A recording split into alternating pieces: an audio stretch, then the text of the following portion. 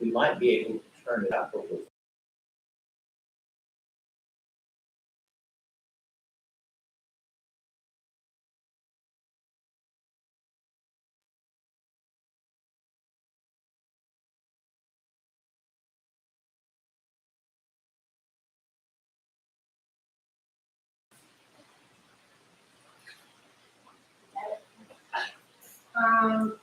First, good afternoon, good evening, all. My name is Shalea. I'll be the little moderator today, asking our panelists some questions. This will be our last Let's Talk panel of the semester. Of course, we'll be having these more, maybe more, or next semester. For our panelists today, we have our president, Dr. Frank Carter. We have Ms. Latasha Wren, and we have Mr. AJ here with us. Dr. Carter has served as the president of Francis Marion University since 1999. Previously, he served as chief of staff to Governor Mark Stanford, the executive director of the South Carolina Budget and Control Board, and the senior executive assistant to the South Carolina Governor Carol Campbell. He also taught on the faculties of College of Charleston, the University of Central Florida, and Western Kentucky University. Dr. Carter has received his bachelor's degree from the University of Central Florida and was a recipient of his Distinguished Alumnus Award in 1999. He earned his MPA and PhD degrees from the University of South Carolina and was recognized as his Distinguished Graduate Alumnus in 2006. He has authored 5 books and numerous journal chapters and articles. He served as an infantry officer in the U.S. Marine Corps and the U.S. Marine Corps Reserve for 30 years. He has done many services, and he has retired as colonel in 2021. Ms. Latasha Wren currently serves as the Dean of Students in the Office for Student Life at Francis Marion. Her educational background consists of a Bachelor of Arts degree in English from Francis Marion University, a Master's of Education degree in Higher Education Administration from Columbia College. Currently, she is working to complete her Doctorate of Education degree in Higher Education Administration in Northeastern University. In the Office for Student Life, Dean Brand works with colleagues to provide students with development engagement through various events and activities. She works closely with student leaders in both the Student Government Association and Campus Activity Board. She also works with student leaders within the NPHC sororities and the NPHC fraternities and sororities. Dean Brand's primary responsibility is to educate students on their rights and responsibilities as a member of the campus community and the student honor code. Mr. AJ Leggette is a junior political science major from Louisville, South Carolina. He is the 2021-2022 Student Government Association president. Along with being president of SGA, he is part of numerous other organizations like the FMU Diplomat, Orientation Leader. He's a resident assistant and a fall initiate of the Alpha Phi Alpha Fraternity Incorporated. We're going to start off basically, going over their missions and how they feel about the student activities here on campus. And of course, y'all can jump in with any questions. I guess I'm struck by one thing as I'm sitting here that didn't dawn on me until I got over here, but so I'm sitting between 2 people who played a substantial part of my life on this campus. Latasha was one of my very first SGA presidents 23 years ago. And on the other hand, AJ has kind of given me advice and guidance this past year as the SGA president. And I guess maybe one of the things we kind of want to talk about is what's occurred between that time that Latasha was the SGA president and AJ has become the SGA president with regard to student life on the campus and with regard to changes on the campus during that period of time. So my friend, you want to start with what's happening now with regard to student activities and what SGA is doing? Okay, so I'll take it back a semester to when President Robinson was still president of SGA.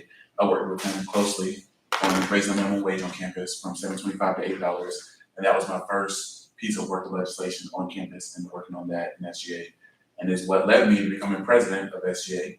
This year, we rolled out a new initiative to call Student Spotlight, where we recognize students on campus who are part of various organizations. They are recognized with a certificate, a $100 gift card provided by President Carter to Victor Steakhouse downtown. And they were recognized at our Senate sessions. We did once a month, we did one a month. And so far we've recognized about 7 students from various organizations, from PFC organizations, IFC organizations, and then just regular students. It seemed to be a big win with the students. We received about 50 nominations, and like I said, we've only done 6. So we're very proud about how that went. We also relocated the food pantry on campus this semester, and we received a substantial donation from Fitness One, a group in Florence that does exercise. They took a collection for us, and they restocked our pantry, and it is now being utilized in the housing office for resident students as well as non-resident students. We didn't do as much as we wanted to do this semester, just due with COVID and all those other things that happened. But as far as the end of the semester, we have our SGA banquet coming up. We're looking forward to that, and then we are currently planning a final summer send-off, which will be April 22nd. I'm pretty sure. I think that's the correct date. We're looking at having that outside of the nursing building. We're looking at having like a festival. So it's going to be as well SGA, Greek life, as well as just student life in general. We're hoping that will be a big turnout, a good hit, and then hopefully be something that we can do going forward as a spin-off to First Friday for the final Friday. Would you mind talking a little bit? You briefly touched on it, but I know the last in President Robinson's administration, your administration, both focused heavily on trying to engage commuting students more extensively on campus, finding more opportunities for them to be a part of the campus community and participate in activities. Do you mind talking a little bit about that? Yeah, so I know one of the things that we worked on at SGA was relaxing the dress code. SGA, Student Government Association, seemed to be the formal organizational campus, which it is, and we realized that if we wanted community students to come, if they didn't bring a change of clothes, they oftentimes felt like they couldn't attend because they were not formal enough. And so relaxing the dress code was part of one of the things that I did to where, just come as you are.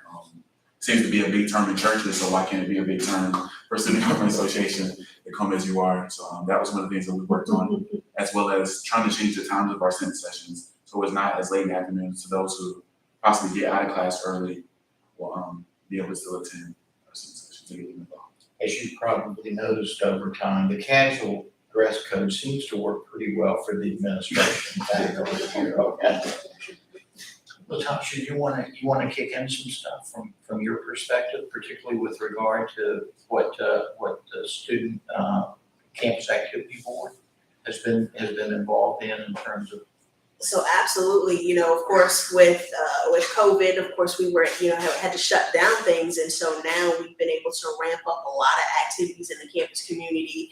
They had a casino on campus probably a couple weeks ago, and that was actually really well received by students, where they were able to have a realistic, feel for, playing blackjack and all of that other things in the university center, and they were able to win some prizes as a part of that. Our campus activities board, we just recently took campus activities as well as our student government members to Hershey, Pennsylvania, to the National Planning Conference. And it was able to give our students an opportunity to kind of find out how other colleges are, planning events and activities and what they were able to do during COVID, after COVID, before COVID. And so our students have now come back with a lot of knowledge on what they're going to do for our campus community, as far as how to help our organizations with getting more members, how to getting people out to those different activities. They just finished, as far as our campus activities board, they just finished their, FMU's Got Talent. And we were able to see our students showcase a lot of their gifts and talents on stage. And so some of our winners will actually be a part of our Arts International event that we're going to have here on Saturday. So definitely come out and be a part of that, because some of the winners will be on some of the main stages. So you'll get to see them showcase their gifts and talents there. And then working with our campus activities board, I think they're getting ready to go through that phase of bringing in some new members. But again, these officers right now, they're excited and geared up for what we're going to have for our campus activity, our first welcome week activities and things like that. They found some hypnotists and some of those other folks, I think some magicians and things like that, that they're going to bring back to the campus community when we come back in the fall semester. So one of the things I'm receiving a fair number of comments on from our students is about life after COVID, in terms of text messages and emails and a fair number of phone calls in terms of ideas and suggestions of where we need to go now that we're, and probably the single most recurring theme I hear is, can we start traveling again? Okay, now that's not only coming from students, it's coming from the faculty and a fair number of administrators as well. And the answer to that question is yes, okay? The one thing, of course, we have to be cautious about is that there are still a fair number of countries that still have restrictions in place relative to testing and other kinds of things. Dr. Tuttle and I were just talking about that. John's taking our honored ambassadors, and with our McNair folks, they're going to Prince Edward Island in a couple of months. And I was joking, it happens to be true, one of the most difficult borders to cross is the Canadian border, okay? But setting that aside, yes, we're engaging now with regard to our international partners. We're opening up that process again. They're opening up their campuses to those exchanges. I might stop here and just, I see Dr. Blackwell's with us. Mark, who are we sending abroad in the fall right now as far as, and who's coming here from other countries? We have about a dozen students coming in from Germany, France, Ireland, the United Kingdom. And we have 4 students going to Ireland and Germany at this point for a semester exchange. So the traffic's picking up, particularly coming in from abroad. But we had that during COVID, where students actually came here in the spring of, well, in the fall of this past year. They were able to come here, whereas our State Department didn't recommend us going abroad. So the traffic's picking up. We have faculty going to explore, doing exploratory trips this summer as well. That's my stuff. Don't get into the good stuff. Pause. But let me, before we talk about our new partners, okay? This is also the time when I think students can look forward to traveling with faculty again to conferences, because conferences are opening up now, and the opportunity to use our real and peak money to engage students with some of those conference trips, presentation of papers, presentation of posters and the like. I think that'll be a big change next year from what we've experienced the last 2 years, and probably a very, very welcome change for everybody. But as Dr. Blackwell was about to introduce, we are moving forward. This year we will have 3 new partners in the process, 3 new exchange partners. We will open, and it may take a year to begin the exchange, but we will open a partnership with University of Burgos in Spain, which is located about maybe 30 miles, 35 miles from Madrid, just north.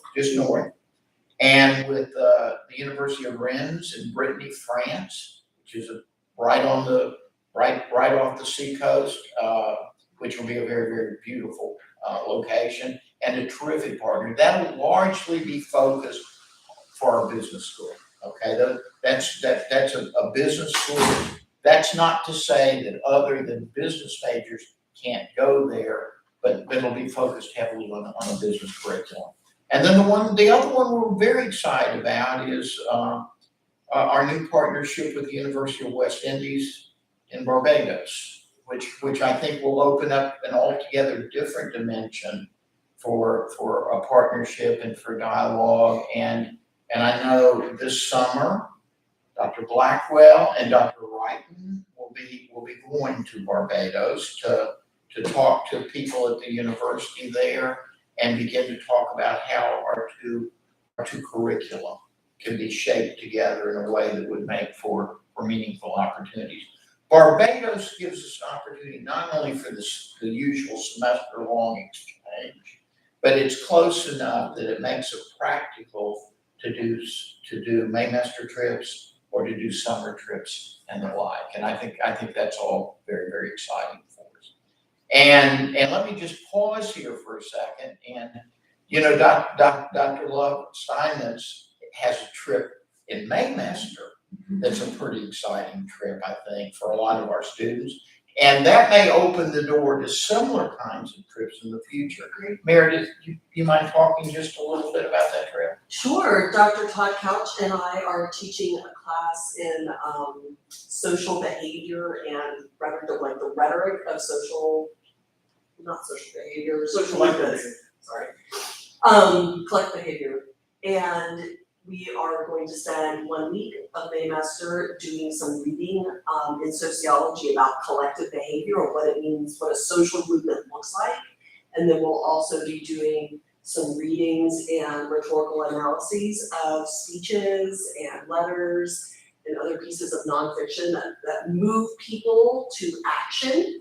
We'll talk about what that looks like from a persuasive standpoint, and then we will travel the next week, Monday through Friday. We will make a quick stop in Atlanta, and then we will go on to Birmingham and Montgomery to some significant sites from the civil rights movement, and also over to the Legacy Museum, which I have been wanting to see for quite some time, and that will be coupled also outside of the civil rights movement with the work of Ida B. Wells and anti-lynching campaigns that she led prior to what we consider the civil rights movement. And then the next week, we will return to the classroom and reflect on those travels and do some work and put together some projects related to that. So we are very, very excited, and there is still room in the course. The cost is tuition and $100, and thanks to university and honors, African American studies, there'll be no other cost to students except food, $100 and tuition. We'll cover everything else. How many students will you be taking all together? Right now, we only have 7, so we have room. I think ideally we'd like it like 10 to 12 would be a really And there's room on good this. group. There's room on the bus. Miss Linda Sullivan's going with us as well. And I bet we can find the money to cover the $100. I bet we could take this just down to tuition with the other cost management process, which would be a nice thing. that would be amazing. But the bottom line, I would want my friends to know that FMU is charging out of the COVID period by doing a lot of things I think are going to be very exciting, very adventuresome. Let me also pause for some of my friends, my student friends. They're still a little cautious about this. We're going into about our commencement. Our commencement, we've split in 2 again so that there's plenty of room for people to spread out. Students still have plenty of seating, but so at least for the next 5 to 6 months, we're going to move ahead. We're going to move ahead circumspectly as we go down the road.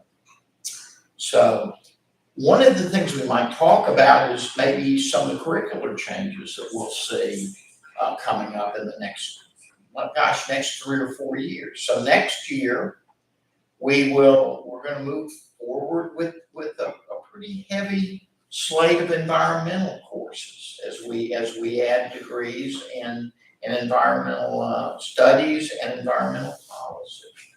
The following year, I'm excited that if everything goes as we plan right now, we'll be able to add a forestry degree here, something that this area of the state is long needed, and it provides so many opportunities, career opportunities for our students.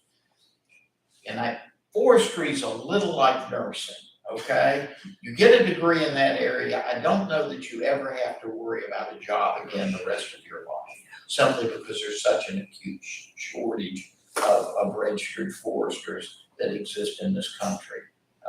And by the way, we're doing that degree program because we've been asked to do it by so many employers who are on the south part of South Carolina, because the only other forestry degree in South Carolina now is Clemson. And the argument's long been made that many of the paper companies, many of the environmental organizations wanted a degree program in forestry somewhere located in the PD or the low country of South Carolina. And of course, we don't want it in the low country if we can do it. So I think we're pretty excited about that. Now, I'll also tell you, these have been in plans for a long time, but right on the other side of the forestry program, environmental science program, we'll be adding some new doctorates. We'll be adding a new doctoral program in occupational therapy. We'll be adding a new doctoral program in physical therapy.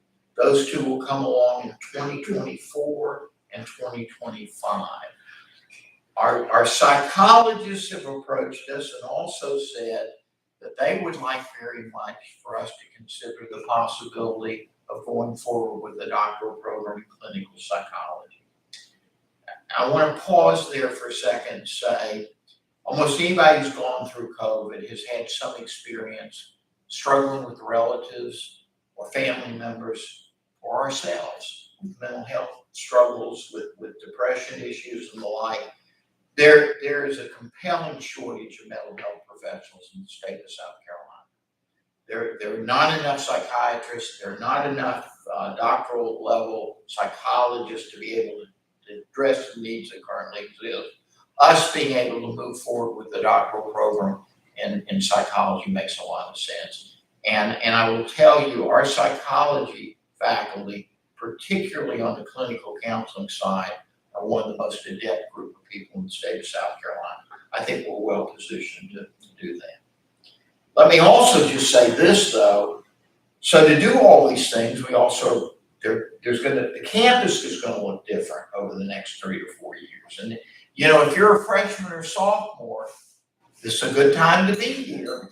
While you're here, you're gonna watch some profound changes occur on the campus itself.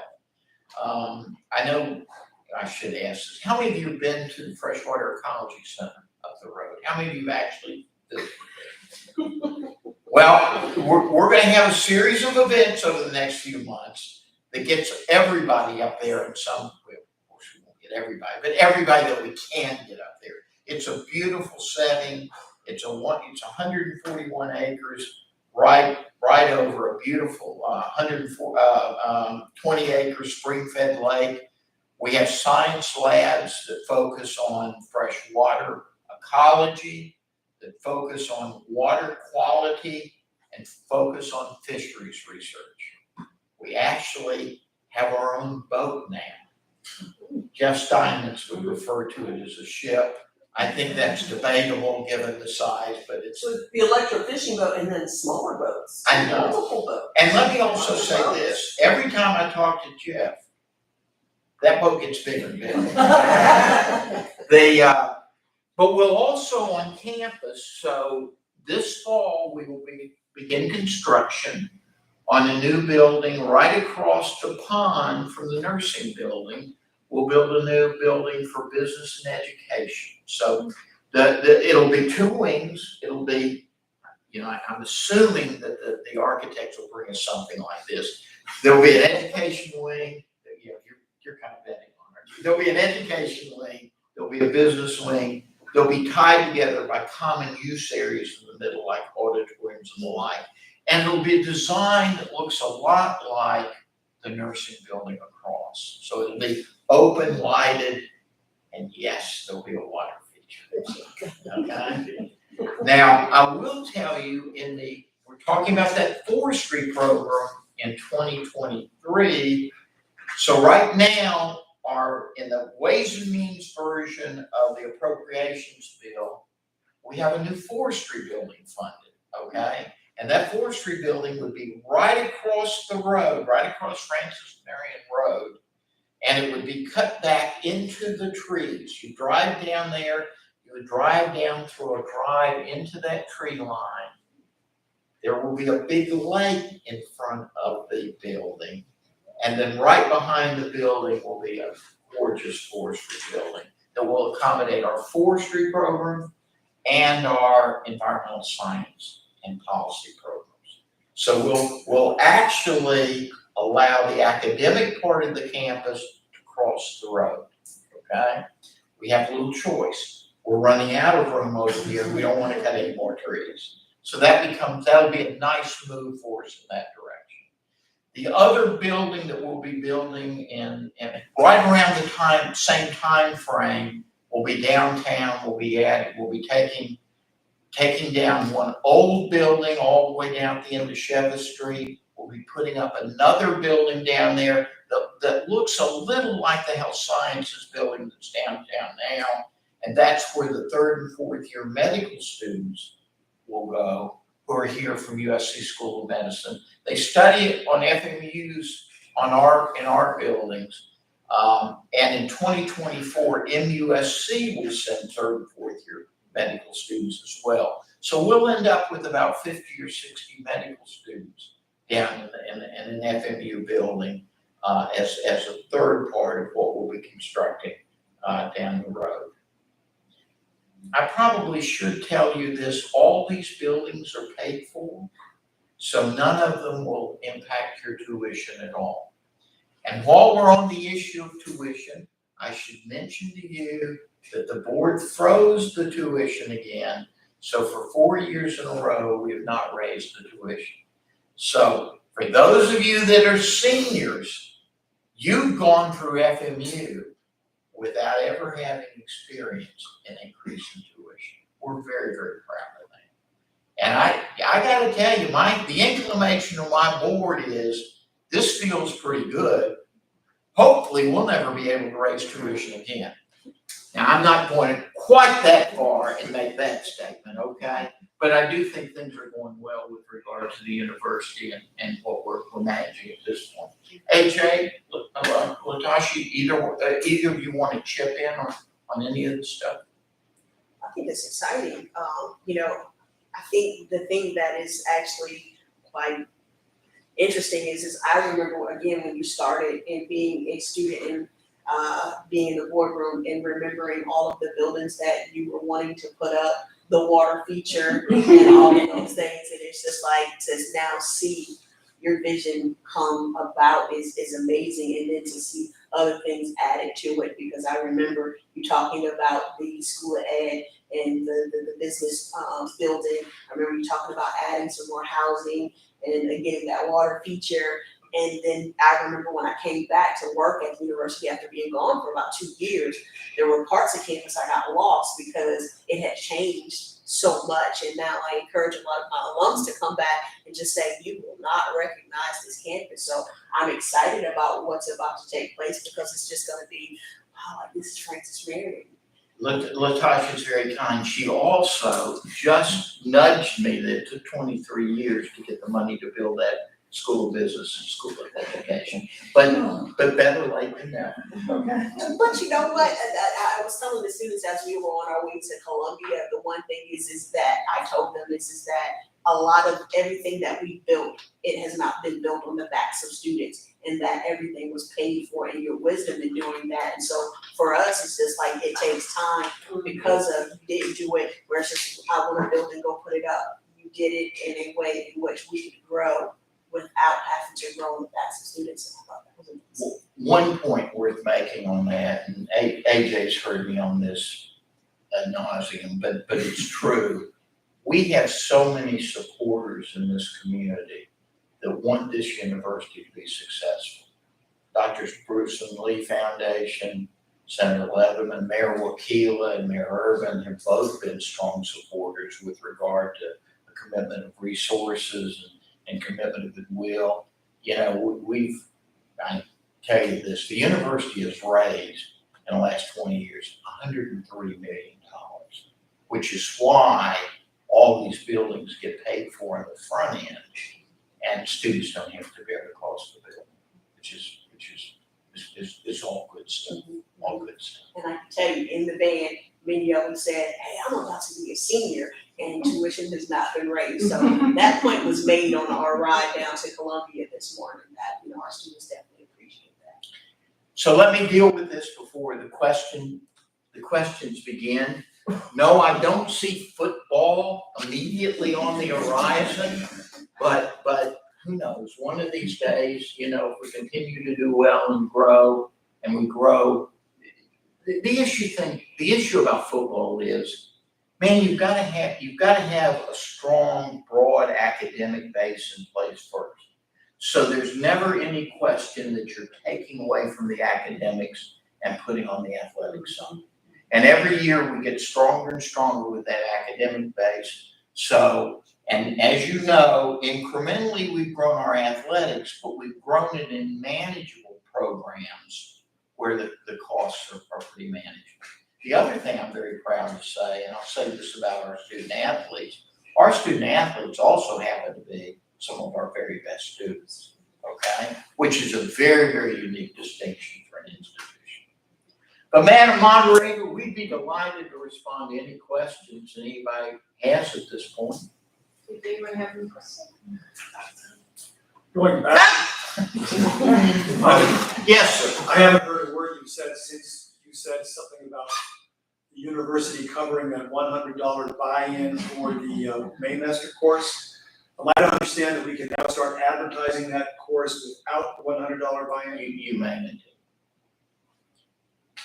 And if you send me an email that CC's Daryl and Eric and says, per our discussion, I'm understanding that you're transferring to my budget,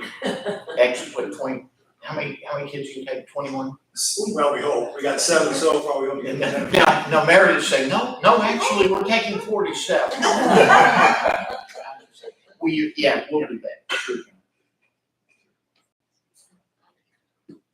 Well, Mr. President, do we have some international funds for students that have been established recently, perhaps? For students that are going abroad to defer their travel costs? We do, thank you. Dr. Blackwell, why don't you tell us about that fund, and why don't you tell us who contributed the money? Since I forgot to do it earlier, Hunter Britt was a student here and after she passed, her family felt that her needs and her wants or desires for her fellow students could be best expressed through establishing a fund in her name, which is a travel study fund for any students who are going abroad. And it's grown over the years, particularly, I mean, we haven't had travel in a couple of years, so these have had time to grow and accrue interest. And also, Ms. Hodges and Governor Hodges have set up a fund for women, first priority to women to study abroad as well. And so we have 2 funds that are being activated, we're actually literally activated today for students to study abroad. So we have about over 20 students will be eligible for these funds that we're going through now, and they're based on their needs and the situations that they find themselves in. They may be working, they may have taken a loan to go on these trips to Wild Sumaco or to some of our travel studies to some of our partners. So they will be activated and available. They're available now, and they're available for our students to go abroad within the fall. Mark, I might just underscore this especially for those folks that are joining us on Zoom or watching on YouTube. The truth of the matter is that most of our study abroad programs are situated in such a way that you pay your tuition, room, and board here. Our exchange partner pays their tuition, room, and board there, and we literally exchange students during the semester. So in many instances, the roadblock is parents not having enough money to pay for the flights abroad. And we're in a position right now with the contributions we've received and the support that's been provided that shouldn't be a handicap for any student. If there's a student who wants to study abroad, pay their tuition and room and board here, we ought to be able to come up with the money essentially for the travel abroad to cover essentially transportation costs there and back, which removes that problem of the process. Yeah, I'm very excited about it. And good job. You've done a great job. And I'm very, couldn't be more proud of Governor Hodges and Mrs. Hodges who have become great friends of this university. Yes, ma'am. I have a question just from the student life side. So it occurs to me, we're talking about all of these great things going on. From your perspective, what are some of the things that we offer students that maybe they don't know about? Like you sort of think, oh, how can we get people to know more about? You know, one thing, the men and women on this campus, the students on this campus that are involved in activities know about the study abroad stuff. I'm continually amazed at the large number of students who don't know about the study abroad stuff, okay? We do a lot of unique things with regard to Maymester, or we did before COVID, okay? We had exciting Maymester trips, we had exciting summer trips. You know, the stuff that Professor Knowles does in Ecuador is with Walsamaka. I mean, listen, there are R1 research universities that don't have those kinds of facilities. So those are the kinds of things we probably need to spend some time, money, and John, effort making sure students, as we come out of COVID, understand all those opportunities that exist, not just for education on this campus, but in other places that are sponsored by faculty that are working so hard on this campus. You know, the other point I would make is and AJ does a good job proselytizing for this continually. There's so many opportunities for students to be involved in service roles on this campus and the community. And SGA and Campus Programming Board are two of the principal mechanisms for Campus Activity Board are two of the principal mechanisms by which students can get involved very early in that process, okay? Look, with SGA and with CAB, you don't have to be a senior or a junior to have an impact. You can just arrive on this campus as a brand new freshman, and you can have an impact with those two organizations. Am I wrong? No, you're most definitely right. And I've seen that increase in that this year. I'm actually very surprised by the amount of freshmen who have come in and taken the bull by the horns and want to lead SGA and want to be the next president. It actually really shocked me by just their participation. Sometimes they participate more than those who have been in the organization for longer periods of time. To answer your question, I feel like students don't know their resources on campus. I've had many conversations with students about mental health, and they're unaware of the testing center across the street that offers free mental health counseling for students, or just the food pantry in the housing office. They're unaware of their resources. And so I know I've done a great deal to make students aware of their resources, so I feel like that's what students are aware of, is their resources. Because I'm thinking about like university life classes, right? Like ways to make sure that students, sometimes it's hard for us to know what you all know and what you don't know, and so that's really helpful. And Meredith, in many ways, after COVID, we're starting all over again with some of the connectability, okay? It's not that these points of connection didn't occur during COVID, but frankly, they weren't highly visible, and a lot of them were remotely pursued. Now we have an opportunity to kind of rebuild some of these things, rethink them. But John, it's probably going to require us to begin advertising those issues from the very beginning. I want to go back to the mental health issue for a second, because I want folks to understand. I've talked to a lot of people during COVID about issues on this campus, and I want to tell you, there's nobody that went through COVID without being affected in some form or fashion by troubles, by depression, by concerns. And there's nothing wrong with that. It's the most human thing in the world. And we've added to our counseling staff over there. We'll continue to add to our counseling staff over there. We've got the ability to help folks through difficult times as they struggle with issues. And by the way, they're not just COVID issues. Sometimes the academic issues are troubling. Okay, this is not an easy university. Okay, it's not an easy university. And when you struggle, or when you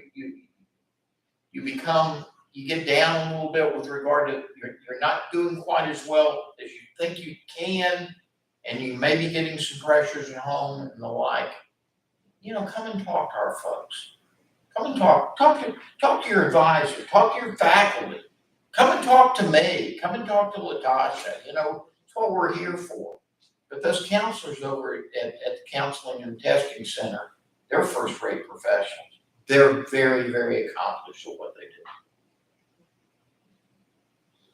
And just, I guess, to also answer your question, especially as we're moving forward in the upcoming academic year, we're going to go back to the student activities fair, and that would be a great opportunity for students to be able to showcase any of the resources and opportunities that students have, and that's a great way for students to grab information and go and things like that. And I'm pretty sure it's covered in university life. I think it's usually not important until it's important, and then sometimes it's just a matter of, well, where did I put that information about these opportunities? Because I do think that we do get the information out, but it's not important until it's important. Well, but it occurs to me that, as a faculty member, I've never been to the student. Right? Like how would the visibility of different things change if we went, and made ourselves aware of all of the different opportunities too, so that we could share them out with students. Before we go too far down that road, my friend Will Carswell would beat me to death if I didn't also remind all of you that there's, particularly juniors and seniors, there's a great job market out there. But you'll do yourself even better in that job market if you'll prepare here to get ready for the job market before you go out. Okay? So by all means, go and see Dr. Carswell over in the Career Development Center. Yeah, Career Development Center. He also does the career fairs on campus, where they bring in employers to interview with, to talk to you with about career opportunities and the like. One more time, post-COVID, there's a great job market out there. Don't sell yourself short by wandering in that job market, not preparing for the best you can do, and researching all the opportunities that exist out there. I'm going to go out on a limb, but you're going to go into jobs now. Those of you that are juniors and seniors over the next couple of years, that people 4 and 5 years ago, you're going to go in at salaries probably 10 to 20% higher than your predecessors went into probably 4 or 5 years ago. It's a wonderful job market. And to, I guess, reflect on what President Carter said, I agree a lot with that statement. I visited the Career Center. One of our own students right here, Ms. Crystal Cord, she interns at the police department on campus, and then as she graduates in December of next year, she will be starting with the South Carolina Department of Highway Patrol due to her connections made on campus. So if other students make those connections on campus, then they will also be able to get those jobs that she has. She has no officer experience, but she will start as an officer with the Department of Highway Patrol when she graduates. One thing I didn't mention, I should mention, I told the faculty the other day. So in addition to the forestry building, we'll be gaining a new SLED office across the road. SLED is building a regional office across the road. There'll be about 30 SLED agents on our campus in residence, and I had lunch the other day with the regional captain and Captain Wood, and he assured me that there'll be a range of internship opportunities and work study opportunities for our students with SLED.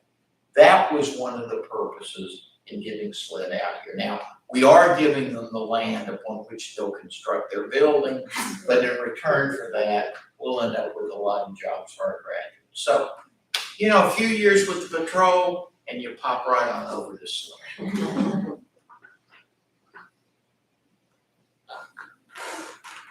I just want to add on to the career fair, the career development office. They can also help, along with your advisors, of course, they can also help you prepare for graduate school.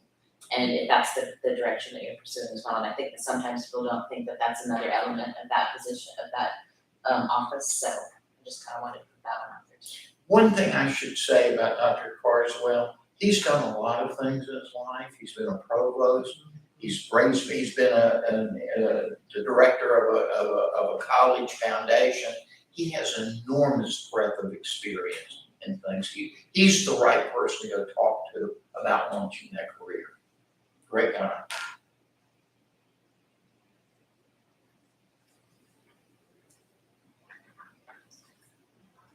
Dr. Wright? I always have questions. Yeah, you're the question lady. That's who I am. So I am interested in knowing sort of when I guess sort of started putting these series together, just sort of thinking about our university and what it looks like now. And Dr. Carter, and I talked a little bit about how the sort of demographics and the look of the student body has changed over time.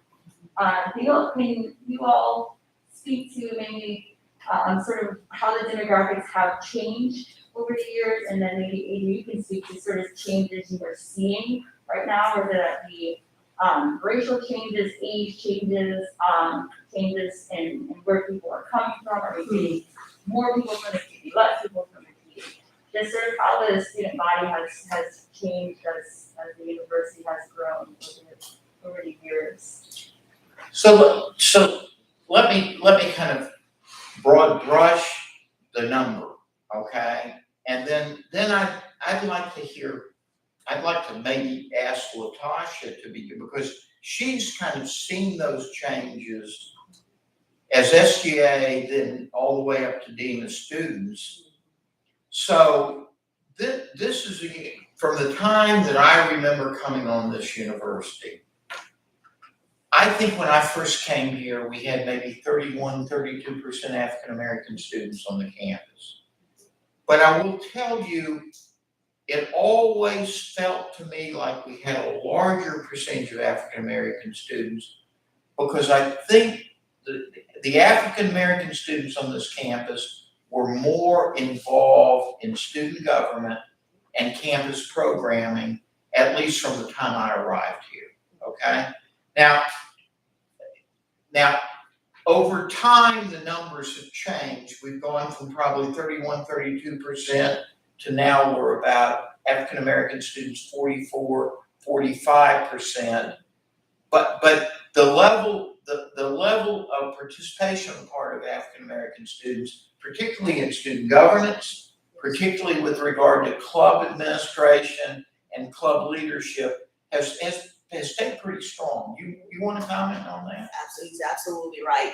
From the time that I was here as a student, African American students on our campus have been, involved in student government with regard to being the Student Government Association president or part of that executive council within the campus activities board, involved in residence life as RAs and things like that. And that has not changed. It's been consistent over time, where they come in and the first thing that they want to do is get involved in campus leadership and working with the administration.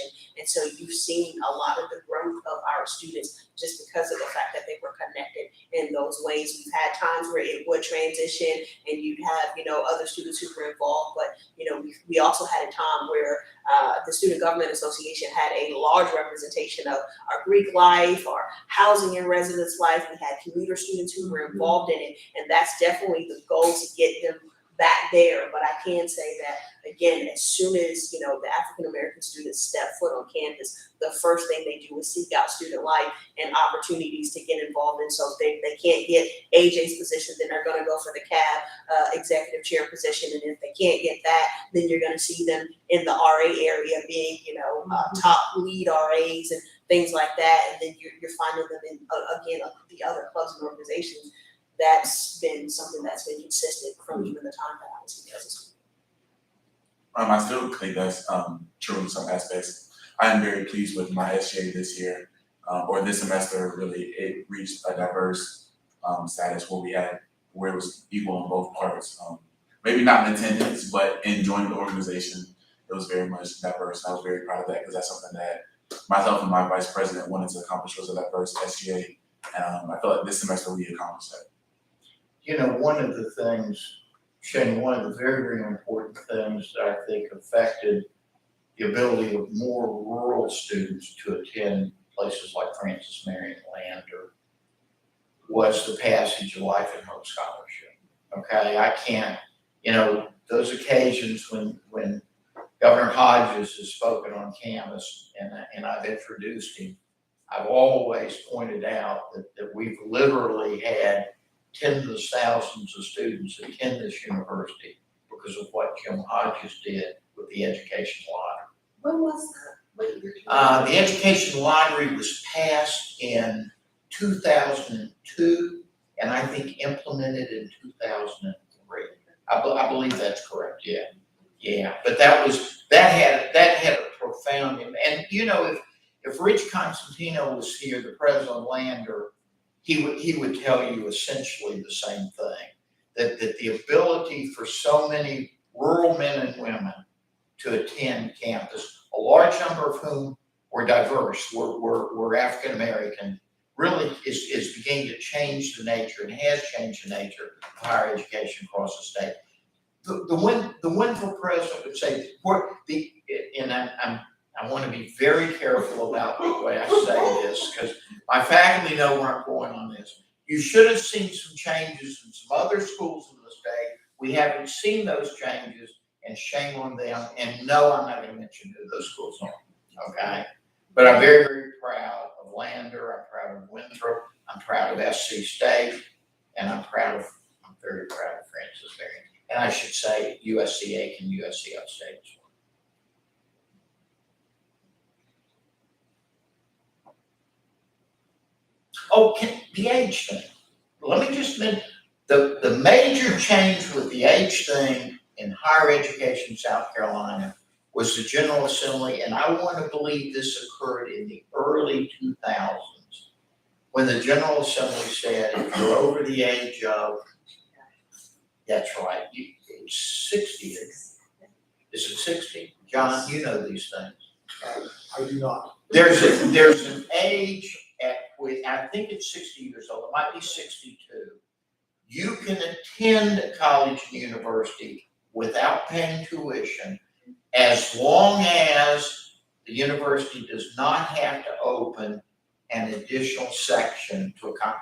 As long as there's an empty seat in the class, you can enroll for credit courses without having to pay the university. So that's brought a lot of men and women who never had the opportunity to get an education earlier in life back to campus later in life to take courses. And some of you know this, my faculty knows this.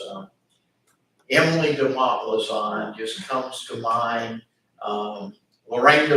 Professor DeMontlaison's mother was taking courses here in her late 90s, sitting in courses and engaging in Q&A with other students and the professors. She just absolutely loved to learn. She passed away a couple of years ago, but she loved this university. She loved this faculty. She loved to take courses here. I think there are a lot of people in this community, and frankly, we need to be more active advertising those opportunities for our senior citizens to come out here and engage in classes. I have a question sort of following up on the last part that you just said. Sometimes I feel like Francis Marion, because of our physical location, has less engagement with the Florence community as a whole in some ways. You should have been here in '99, okay? We've got 7 buildings downtown now. We've got about 450 students enrolled in those programs downtown. But Shaggy, you can always do better. You can always open more programs and the like. I think the last 23 years, we've done a pretty good job of shortening those 7 miles of Florence. But I'll also tell you, the city's been a wonderful partner in that process. Every one of those 7 buildings downtown represents an investment, not just on the part of us and partners like Bruce and Lee, but represented a monetary commitment on the part of the city. They've been very, very good in that process. But I think we're pretty actively involved in the city in a lot of ways. And not just the stuff you see, but the stuff you don't see. The number of faculty and staff that are involved in city and county committees that work on issues and the like. So now I'm the vice chair of the Downtown Development Corporation, and I'll take over, I think, as the chair in January, which, given the role of the university downtown, probably begins to make some sense. I know Charles Jeffcoat does an awful lot of work downtown with artistic efforts on behalf of the city and the like. And of course, Daryl Bridges is involved in half a dozen committees downtown as well. So but we can always do better. The key for us is to find ways for our students to get more involved in activities downtown. And that becomes a little more tough given the distance involved in the 7 miles. Yeah, should be. I can offer that, some of the things you don't see is like a lot of our fraternities and sororities, they've been able to participate, especially before COVID, they were doing reading to classrooms, and so they would participate in that. They went and assisted some things with even Lake City and some of the programs that they had there. Our students, we had a help Florence, litter clean up, Florence beautify one of the parks, and they did a project where I think they went down and helped with painting the gazebo in one of the local parks. I think it's Timrod Park. That's Timrod, yeah. So they went to Timrod Park and they helped pick up trash. They helped to paint the gazebo, and then there's actually a company here in Florence, I can't remember which one, but they've partnered with one of our fraternities, and they help do kind of the help clean that highway that's near where that company is, and they sponsor lunch, and they also give them some kind of scholarship dollars to their organization for coming out and participating. So a lot of them are getting involved, and even helping with like the soup kitchens and things like that. But I think with COVID, some of that has slowed down because many folks are still kind of, hesitant in opening doors. But as things start to open up, you're going to find a lot of our fraternities and sororities will be back in classrooms reading, which some were able to participate virtually. But I think they'll be back in those classrooms, and you'll start seeing pictures of them actively engaged within, the K-12 system. One good thing that came out of COVID is because the PAC, Performing Arts Center, with the exception of the gymnasium, is the largest building that the university owns. We had more and more student-focused activities down in the PAC. And that's gotten a lot more of our students involved in downtown and understanding downtown a lot better, particularly those students that are not from Florence. And by the way, our numbers now, you might not know this, but we're about, when you start looking at the numbers, Florence, Charleston, Columbia, they're about even on this campus. Now, if you look at the PD, clearly the PD is the heaviest concentration of students on this campus. But there are a lot of students who come here from Columbia and who come here from Charleston. And frankly, I don't think they were all that familiar with downtown Florence. But I think the COVID period and using the PAC more has gotten involved. I know there have been a lot of student life activities that have been centered in the PAC, and I think they've gone very, very well.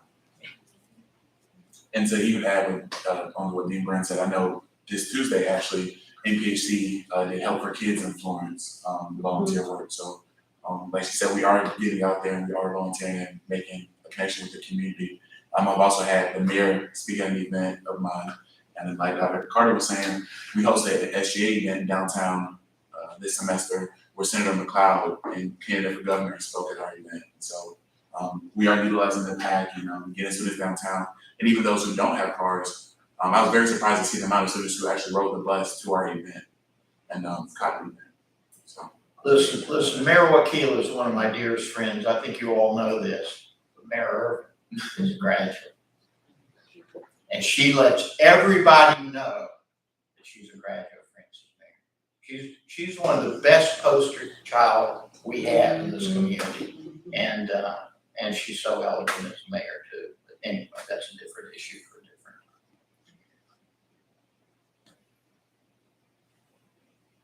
time. Any other questions? I ask a question. So you mentioned more doctorate programs, right? Is there like more besides psychology, and I think you said what therapy? So here's what the state has done.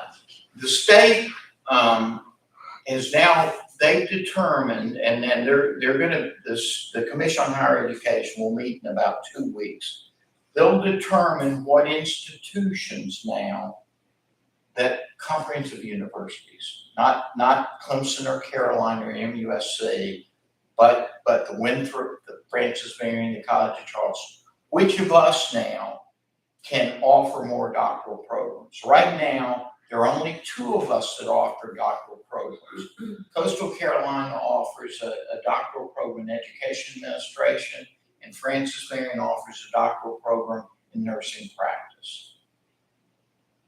I think that they'll probably allow 2 more schools to offer doctoral programs, but the legislation allows those they permit to offer up to 5 doctoral programs. But they have to be doctoral programs that are professionally based. They can't be a PhD in political science. They have to be a doctoral program in nursing practice. So the ones we've chosen so far, or I think we'll choose so far, is occupational therapy, because there's an enormous need for occupational therapists. Physical therapy and a doctorate in psychology. We offer a doctorate in nursing practice, so that'll actually leave a 5th doctorate that we could offer. But the doctorate has to be in a professional career track. It can't be a PhD in a general academic area. Now, that's not to say it couldn't be a PhD, but it would have to be a PhD in an area that was occupationally based. I'll give you an example. The education administration degree, which is a professional degree that Coastal offers, is not an EDD. It's actually a PhD in education administration. So that would be permissible. And so I know the College of Charleston wants to offer a PhD in computer science. Okay? That's not going to be our strength.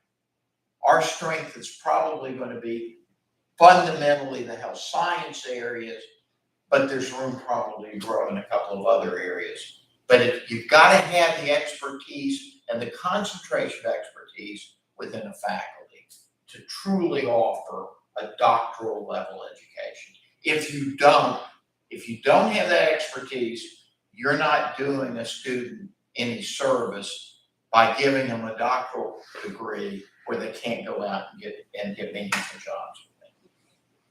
Now, by the way, I should mention, not to put Professor Steinman on it, but I would also like for us to look at a Master's of Fine Arts degree in creative and professional writing.